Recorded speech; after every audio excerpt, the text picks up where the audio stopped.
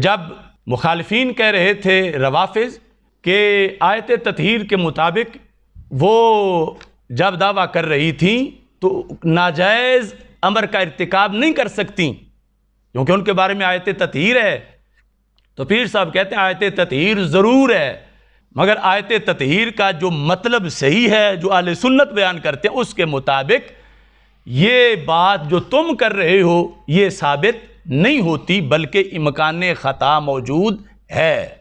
اب یہاں پر ایک ہے امکان خطا، ایک ہے وقوع خطا اور صدور خطا۔ اس سلسلہ میں بھی بہت سے لوگ انہوں نے اس بات میں بددیانتی کی ہے یا پھر ویسے انہیں پتہ نہیں تھا تو غلطی کی ہے کہ پیر صاحب تو صرف امکان کی بات کر رہے ہیں اور آپ جو ہیں وہ کر رہے ہیں کہ ان سے وقوع بھی ہوا۔ تو اس کی وضاحت بھی میں کرنا چاہتا ہوں۔ جو لوگ بھی اصول فقہ پڑھے ہوئے ہیں، منطق پڑھے ہوئے ہیں، علم کلام پڑھے ہوئے ہیں، ان کے سامنے میں ایک قانون پڑھ رہا ہوں اور اگر وہ توجہ کریں گے انہیں مستحضر ہوگا۔ ان الامکان اذا کان متعلقا بالماضی، کہ لفظ امکان جب کسی ایسی چیز کے بارے میں بولا جا رہا ہو جس کا وقوع ماضی میں ہو چکا ہے، کان مستلزما للوقوع، تو ایسا امکان جو ہے وہ وقوع کو مستلزم ہوگا۔ اب ان لوری دینے والوں کو کیا پتہ ہے کہ استلزام کیا ہے، استلزام کی قسمیں کیا ہیں، اور امکان خطا کا مطلب وقوع خطا ہے اور امکان خطا مستلزم ہے وقوع خطا کو۔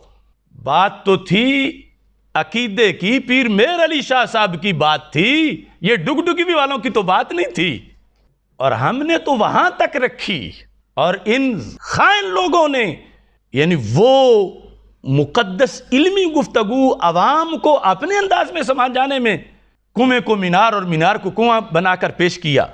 اس سلسلہ میں وضاحت کے لیے میں متوجہ کرنا چاہتا ہوں مفتیان کرام کو، علماء دین کو، کہ ماضی میں امکان کذب پر بحث گزری ہے۔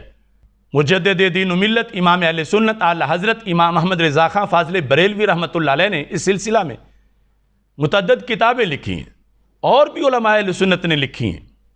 جھگڑا تھا امکان کذب کا، اور امکان کذب پر مخالف فریق جو تھا خوارج کا وہ کہہ رہا تھا کہ ہم تو صرف امکان مانتے ہیں کہ اللہ تعالیٰ جھوٹ بول سکتا ہے، معاذ اللہ، صرف امکان مانتے ہیں، لیکن نفس الامر میں بولے یہ ہم نہیں مانتے۔ امکان ہے، وقوع نہیں ہے، صرف امکان ہے، وقوع کی بات نہ کرو۔ تو اعلی حضرت نے کہا کہ کتنے عقل کے اندھے ہو، جب امکان کذب مانو گے تو یہ مستلزم ہے وقوع کذب کو، امکان کذب مان کر پھر وقوع سے پیچھے نہیں ہٹ سکتے، پھر وقوع کذب بھی ماننا پڑے گا۔ تو امکان خطا مان کے وقوع خطا مانے بغیر یہ کون سے لوگ ہیں جنہیں اتنا سینس نہیں؟ اور کہہ رہے ہیں پیر صاحب نے تو صرف امکان خطا کہا تھا، کس کے بارے میں؟ ماضی کی ایک معین بات کے بارے میں، اور ماضی کی معین بات جو ہو چکی ہے ماضی میں اس پر جب امکان خطا کا لفظ بولا جائے گا تو اصول کی روشنی میں وہ مستلزم وقوع ہوگا۔ اب دیکھیے فتاوی رضویہ شریف 15ویں جلد کے اندر صفحہ نمبر 345 پر اعلی حضرت فرماتے ہیں امکان کذب اس کی، یعنی کس کی؟ کذب کی۔ امکان کذب اس کی فعلیت بلکہ دوام بلکہ ضرورت کو مستلزم ہے، یعنی بولنے والے نے صرف امکان کذب کہا تو لازم کیا آئے گا؟ فعلیت کذب، دوام کذب، ضرورت کذب۔ تو اس کے ساتھ اگلے 346 صفحے پہ کہتے ہیں کہ جب کوئی کہے گا کہ اللہ تعالیٰ کا کذب کا امکان ہے تو لا جرم امکان کذب ماننے والا اپنے رب کو واقعی کاذب مانتا اور اس کے کلام نفسی میں کذب موجود بالفعل جانتا ہے، موجود بالفعل۔ ذکر کیا ہے؟ امکان کذب۔ اس امکان کذب کے اندر کیا ہے؟ کاذب ہونا بالفعل۔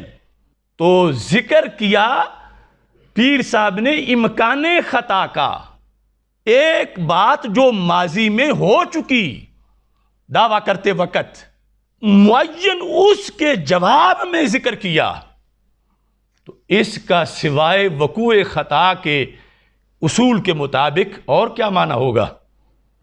کیسے بھونڈے لوگ ہیں کہ یہ کوئی سکول پڑے ہوئے کہ دیکھو جی وہ تو امکان ہے، وقوع تو ذکر ہی نہیں، تو تشریح میں وقوع کہاں سے آ گیا؟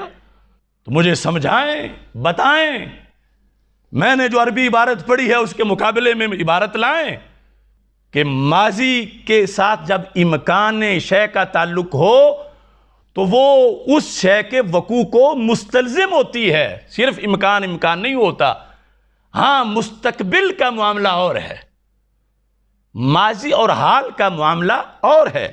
اس سلسلہ کے اندر حاشیہ قلمبوی علی شرح الجلال الدوانی علی العقائد العدودیہ، اس کے اندر یہ واضح طور پر انہوں نے لکھا فالامکان الوقوعی انما یستلزم وقوع الطرف الممکن بالفعل بالقیاس الی الزمان الماضی او الحال للاستقبال۔